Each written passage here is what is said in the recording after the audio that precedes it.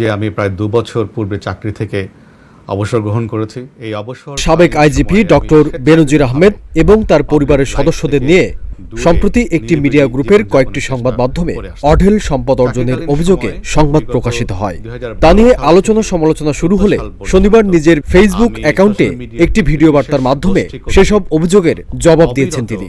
আমার এবং আমার পরিবারের বিরুদ্ধে বর্ণাঢ্য কর্মজীবনের অসংখ্য অর্জনের এক ঝলক তুলে ধরে বেনজির আহমেদ বলেন, অবসর গ্রহণের প্রায় ২ বছর পর আকস্মিকভাবে কেন তিনি চরিত্র হননের অপচেষ্টার শিকার হলেন তার কারণ সাংবাদিক সহ সচেতন মহলের জানা রয়েছে।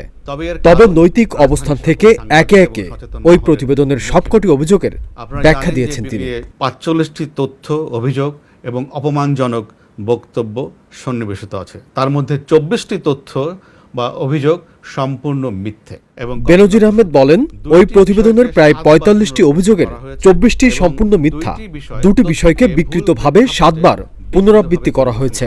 বাকি ১০টি অভিযোগকে ফুলিয়ে ফাঁপিয়ে তিলকে তাল নয় বরং তাল গাছের ঝাড় বানানো হয়েছে।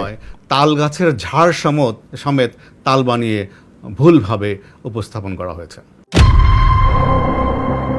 কৃষিক্ষেত্রে কোটি টাকার বিনিয়োগ, স্ত্রীর শত কোটি টাকার ব্যবসা, পূর্বাঞ্চলে ৪০ কাঠার ডুপ্লেক্স বাড়ি, আকাশচুম্বী আয় ও পারিবারিক ব্যবসায় বিনিয়োগ, গোপালগঞ্জের সাভানা অ্যাগ্রো প্রজেক্টে ২৫ কোটি টাকার বিনিয়োগ, মগবাজার ও আনন্দ হাউজিংয়ে ফ্ল্যাট বাড়ি, পূর্বাঞ্চলে ১০ কাঠার প্লট, রূপগঞ্জের নাওড়ায় ২ বিঘা জমি, বসুন্ধরা আবাসিক এলাকায় মেয়ের জন্য ফ্ল্যাট, লা মেরিডিয়ান, পদ্মা ব্যাংক ও দুবাইয়ের হোটেলের অংশীদারিত্ব, সোনালী ব্যাংক থেকে লোন নিয়ে পাচার, সেন্ট মার্টিনের নারকেল বাগান দখল সহ সবকটি অভিযোগের স্পষ্ট বক্তব্য তুলে ধরেন বেনজির আহমেদ। আমার অবসরের পরে আমাকে দুর্নীতিবাজ প্রমাণের অপচেষ্টা অত্যন্ত হতাশাব্যঞ্জক এবং দুঃখজনক। এই ধরনের অপপ্রয়াস কিন্তু ভবিষ্যতে যারা সৎ পথে স্বচ্ছতার সঙ্গে চাকরি করতে চান এবং জনগণের জন্য কাজ করতে চান তাদেরকে নিরুৎসাহিত করবে। বেনজির আহমেদ চ্যালেঞ্জ ছুড়ে দিয়ে বলেন, কেউ যদি তার অবৈধ সম্পদ অর্জনের প্রমাণ দিতে পারেন তাহলে সেই সম্পদ তাকেই লিখে দেবেন। আমি আজকে স্পষ্ট করেছি যে এই ধরনের কোনো সম্পত্তি বা তাদের বর্ণনা মতে, পত্রিকায় প্রকাশিত সংবাদের বর্ণনা মতে এই ধরনের কোনো সম্পত্তি যেগুলো বলেছি আমাদের নাই।